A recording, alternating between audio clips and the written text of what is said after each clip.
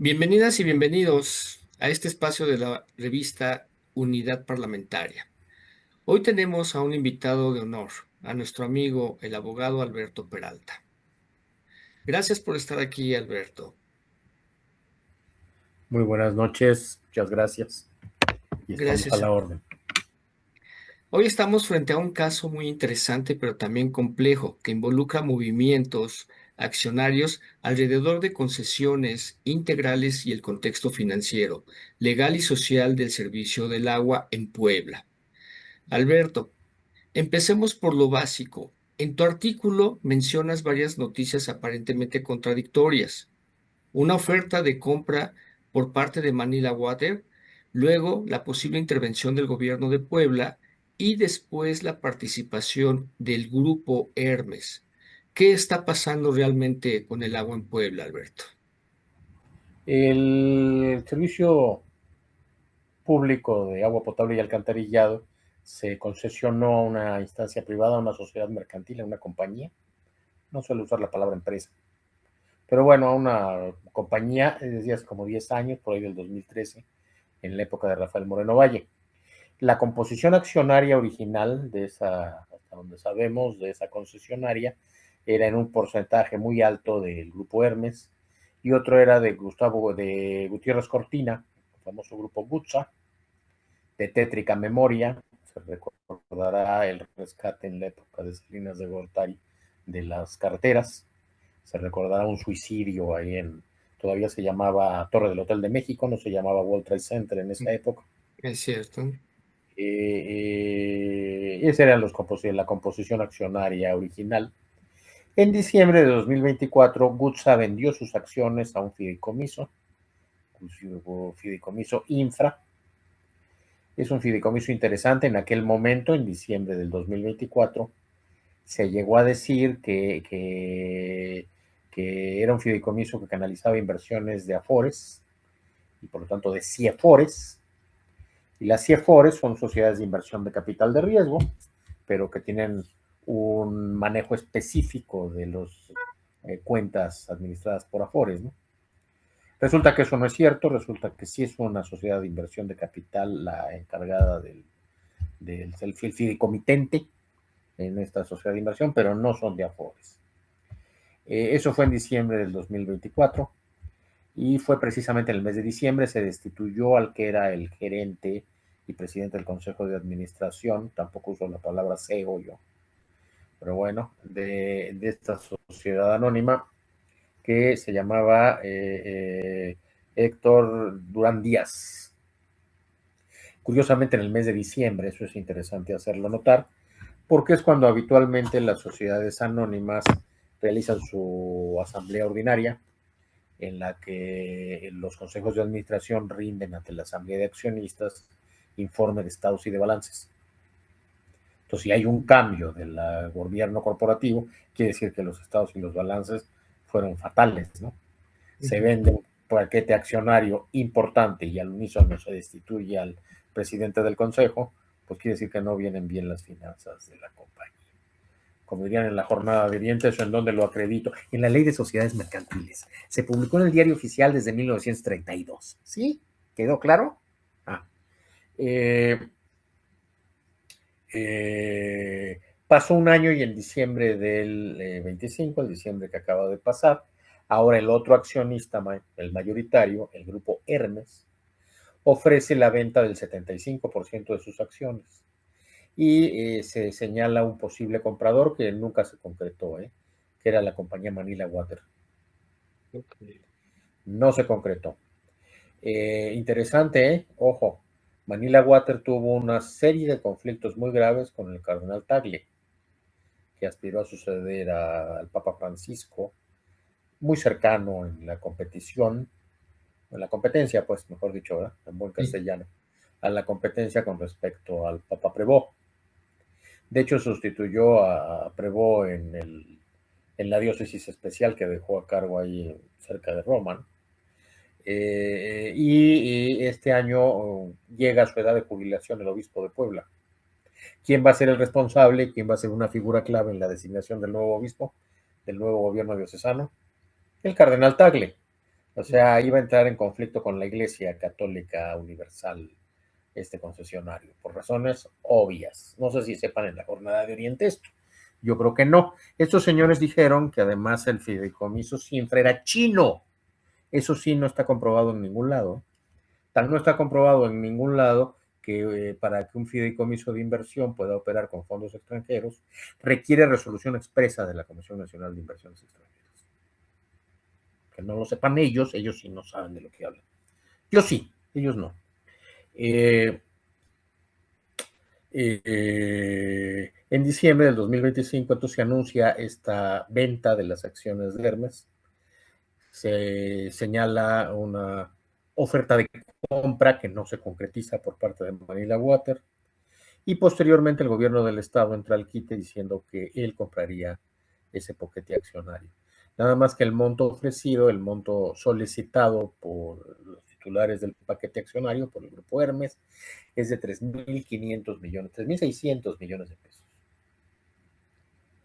A mí me llama eso la atención mucho porque una demanda que nosotros sostenemos por daño patrimonial del Estado, en los términos de una figura clave, que es el responsable patrimonial, el monto que fijó un perito, el ingeniero Solís, no es mi pretensión, por esa estupidez de la Jornada de Oriente, pero no es mi pretensión, es un peritaje hecho con cálculos matemáticos por un profesional que se ha dedicado a la política hidráulica del país toda su vida en el ramo ingenieril, es precisamente ese monto, 3.600 millones de pesos.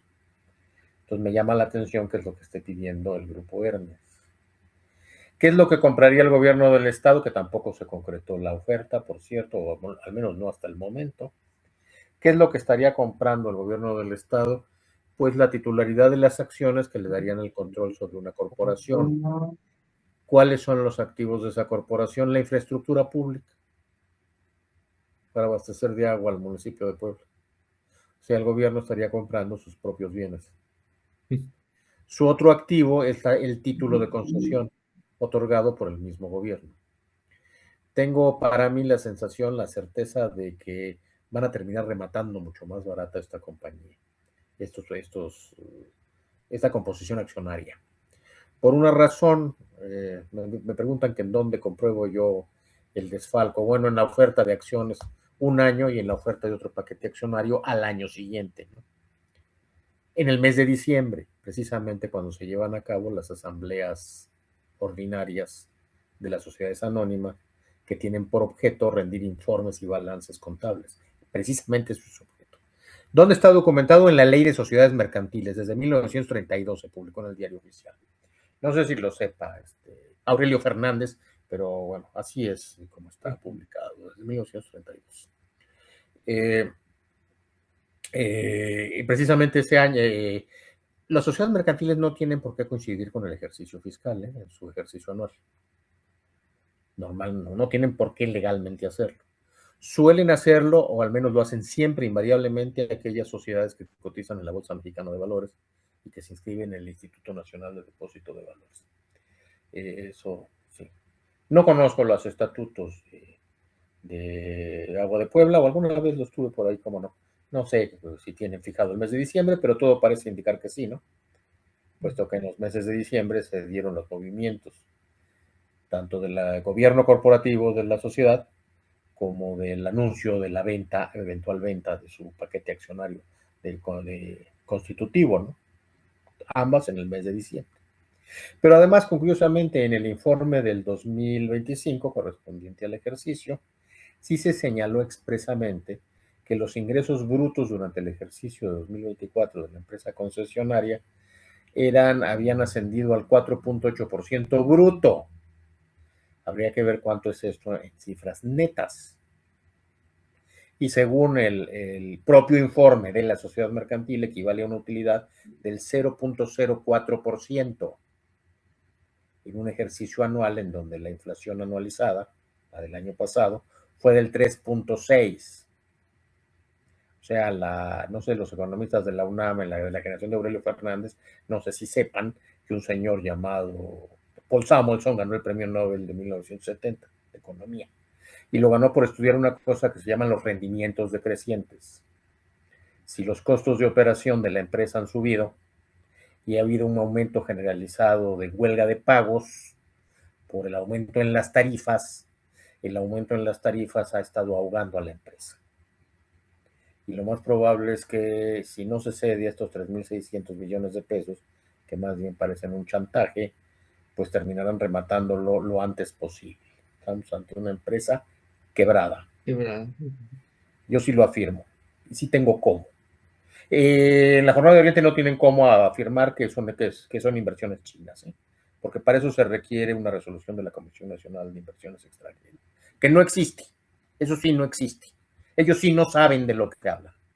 Entonces, no son chinos. No son inversiones chinas porque eso sí se requeriría otro tipo de trámite.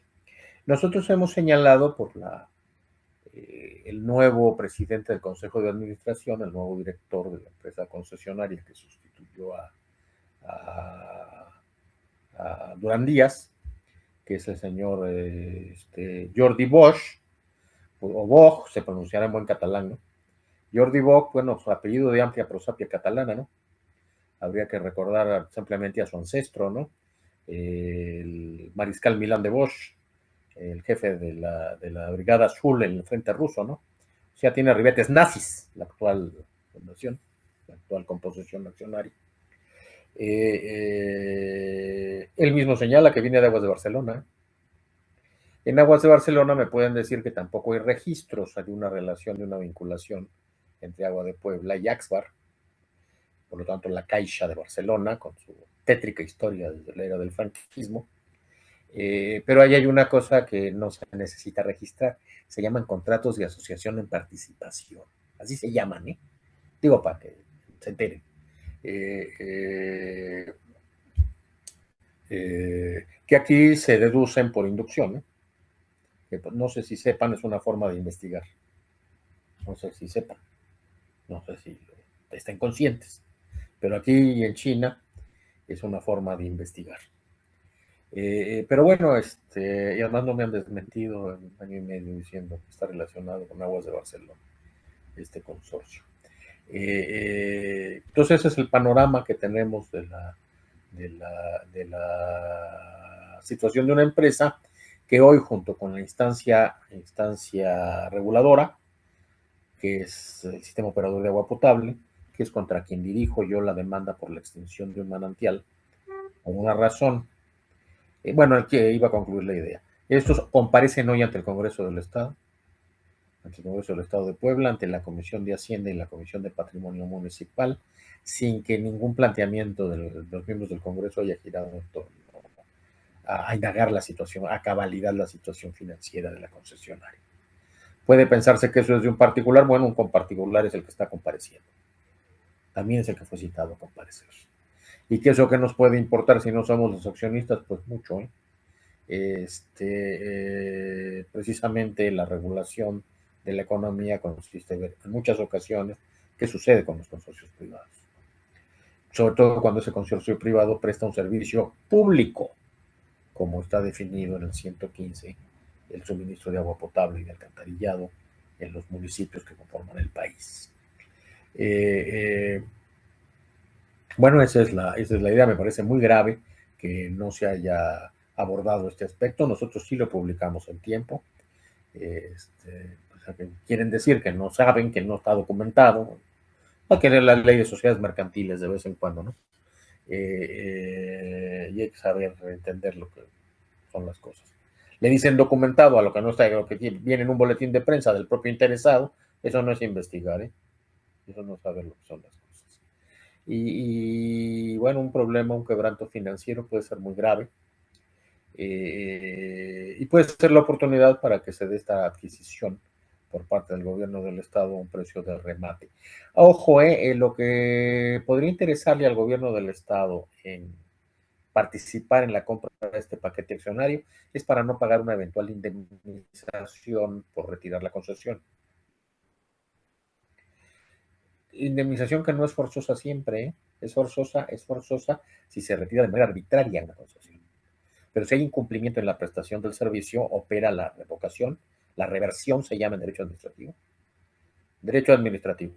En porras de de porros del CEU de 86, no sé cómo se diga. En derecho administrativo se llama reversión. En una reversión sin pagar indemnización alguna cuando hay incumplimiento. Aquí muchos de los beneficiarios de la concesión dijeron que no, que porque estaba amarrada la concesión, no sé qué significa eso, la definición en el derecho administrativo y la definición de los contratos de Alfonso el Sabio y desde el digesto de Justiniano, en ningún lado dice amarrado. Obligación es el vínculo jurídico que nos constriñe a hacer o a no hacer algo conforme a las leyes de nuestra ciudad, dice la definición del emperador Justiniano. Los líderes del CEU de 86 no sé cómo digan las cosas. No sé a quién le importe cómo opinen esas gentes. A mí no. Y creo que a ninguna persona seria y sensata. A lo mejor ellos sí dicen amarrado, pero bueno, hay que elevar el nivel de debate en este país. Si hay incumplimiento de las obligaciones, en este caso de la obligación de concesión, pues muy probablemente no haya ninguna obligación de indemnizar. El amarrado del que hablan es porque en la cláusula de concesión se estableció que cualquier disputa, cualquier controversia, no se llevaría ante los tribunales. Me va a perdonar el gobernador de Puebla, que hace unos meses, pues ya varios meses, señaló que estaba esperando a que hubiera cambio en el Poder Judicial para poder actuar. No tiene nada que ver, porque lo que establece el título de concesión es que la competencia corresponde a la Cámara de Comercio, a la Corte Arbitral de la Cámara de Comercio de París. Y lo conocería conforme a los instrumentos internacionales para un arbitraje comercial. ¿Por qué se sometió a un arbitraje comercial un título de concesión administrativa? No sé. Bueno, desde 1995 no he entendido. Desde el TLC de 94 no entendí qué tiene que ver el arbitraje comercial en asuntos de potestad pública. Porque es moderno, pues será moderno, pero es idiota, es totalmente de fuera de la técnica. La modernidad está fuera de la técnica, es ilógica, pero la lógica no veo por qué le corresponde. Pero bueno, esos arbitrajes son dos instrumentos. Uno es el tribunal de no es el tribunal, no, la Convención de Nueva York del 58, que es de alcance mundial. Pocos países no son miembros de la Convención del 58, uno de ellos Argentina. Digo porque uno de estos próceres de la UAP de los 70 estaba presumiendo un libro de arbitraje argentino. Los juristas argentinos son brillantes para todo menos para arbitraje, simplemente porque no son parte de la Convención de Nueva York. Y la otra es de la OEA del 75, con base en estos arbitrajes, en estos instrumentos internacionales sobre arbitraje comercial, resolvería una eventual controversia a la Cámara de Comercio de París. En ambos prevén el incumplimiento, prevén que la Corte Arbitral tenga en cuenta el cumplimiento o incumplimiento de las obligaciones, simplemente porque no lo podría dejar de lado. Se llama pacto comisorio tácito. Está previsto, originalmente era el 1947 del Código Civil Federal, no sé si está en el mismo numeral que cuando yo lo estudié, pero hay esas cosas que se tiene uno que saber de memoria. La facultad de resolver las obligaciones está implícita en las recíprocas para el caso de incumplimiento de una de las partes. Así está definido desde tiempo inmemorial. No sé si quieran en la Jornada de Oriente que se les documente. Con que busquen cualquier código civil, desde el Código de Napoleón para acá, lo podrán ver. Creo que bueno, que ese es el problema financiero muy grave que irá acompañado de esta compañía en el futuro cercano.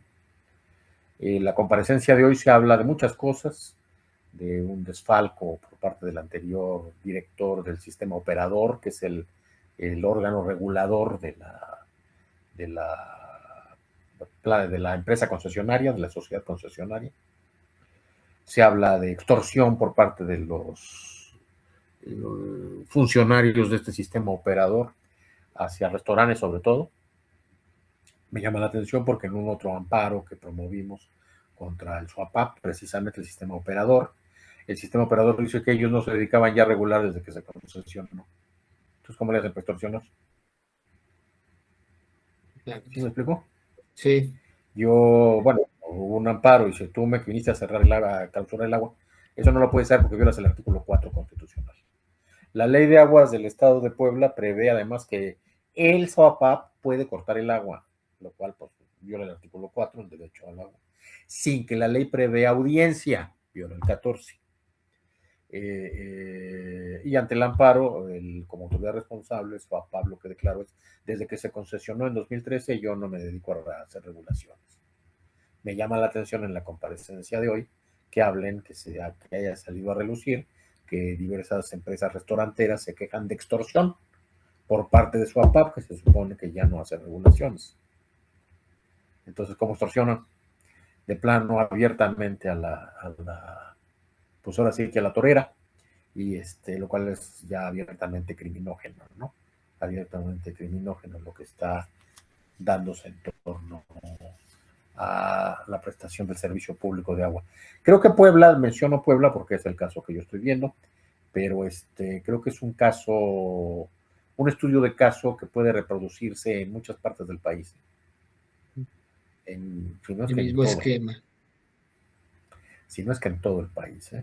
Curiosamente, este fideicomiso, el que adquiere el paquete accionario en 2024, Cinfra, que no es inversión china, ¿ya? Claro, no es chino. Es el que está haciendo todo un sistema para abastecer de agua reutilizada, de agua reciclada, el consumo humano en la ciudad de Querétaro. O sea, no solo estamos ante un problema que va más allá del caso específico de Puebla, ¿no? Eh, eh, bueno, pues eso es lo que podríamos decir, salvo que haya alguna otra consideración que podemos hacer. Es interesante que hoy haya sido la comparecencia y por eso vale mucho la pena que hoy estén grabando este, pues esta entrevista, ¿no? Sí, sí, porque más allá de lo financiero tiene muchas implicaciones en contra de la sociedad y todos los números que vas indicando, pues todo es muy raro. Hay está muy turbio todo este movimiento.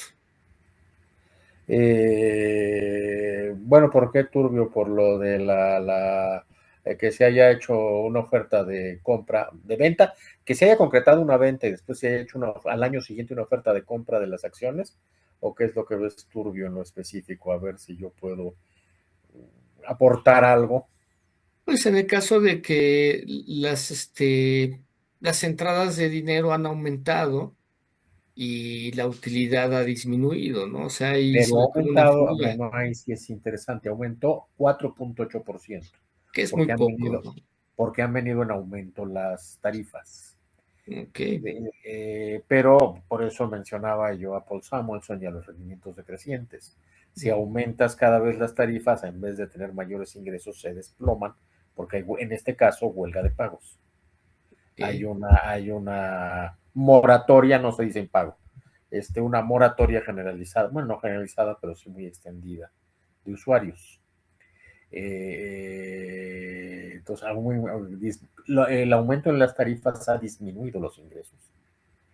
Y por otro lado, un antiguo manantial, no antiguo, un milenario manantial, como es el de Acuescomac, fue totalmente extinto. Quiere decir que están buscando cada vez más superficies de las cuales extraer agua, y eso ha aumentado los costos. Han disminuido los ingresos y aumentado los costos. Eso es por razones, se ven, pues son obvias, ¿no? Pero además, aunque no se vean, aunque no los quieran ver, no sé que se imaginen estas gentes, están en sus estudios, en sus balances financieros de cierre de ejercicio. Nuestro ingreso bruto en el ejercicio de 2025 fue del 4.8% bruto. En utilidades significa el 0.04%. Pues eso en sí mismo es un quebranto. Pero así, además lo cotejamos con el nivel de inflación anualizado de ese año, que está en el instituto, en el INEGI, el INEGI lo INEGI. publica, digo, por aquello Ujú. de que no saben dónde se documenta, en el INEGI, ¿ya? La inflación fue del 3.6. Entonces, claro que el nivel de desplome de las Sí, utilidades, pues fue a todas luces, una quiebra. una quiebra. Ojo, la ley de agua de Puebla, la ley de aguas del estado de Puebla, confunde dos nociones de manera aberrante en finanzas públicas. tarifa, que es lo que es la administración le fija a un concesionario de un servicio público a su beneficio por prestar el servicio, y derecho, que es un crédito fiscal. Son dos cosas distintas. Ujú. La ley le da al concesionario, fija para favor del concesionario un derecho como crédito fiscal. Eh, Vamos hablando con un juez de distrito, con una juez de, bueno, es una juez. Yo, personas juzgadoras no voy a decir. Me niego a decir así las cosas. Una juez, y no se dice jueza tampoco, pero bueno, a un juez de distrito, que es como si al taxista le dieran una facultad económica corporativa. Imagínense el taxista llegando a embargar su casa con que como si fuera el fisco, con las atribuciones del fisco. Bueno, en eso consiste darle carácter de derecho a una tarifa. Es Bien. gravísimo. Los tribunales en otros asuntos han declarado que planteados con poca consistencia técnica, pero bueno, pero finalmente los juzgadores de distrito han señalado que la empresa concesionaria no tiene facultad económica colectiva. Ok. No podría tenerla, pero la ley que hizo Pedro Aspe, que no sé por qué alaban tanto, no sé dónde le ve lo extraordinario a Pedro Aspe, pero bueno, cada quien ve como extraordinario quien le da la gana. Hasta el CEU de 86 lo ven como extraordinario, imagínense. Al- Alberto, perdón que te, Estableció esa disposición. Perdón. perdón que te interrumpa, pero ya se nos está acabando el tiempo, Sí, ¿sí? Como siempre, está muchas, bien. muchas gracias por tu análisis, por estar con nosotros. Sabes que siempre eres bienvenido aquí en la revista Unidad Parlamentaria y fue un gusto saber y aprender todo lo que tú nos compartes. Muchas gracias, Alberto. Que tengas Gracias. buena noche.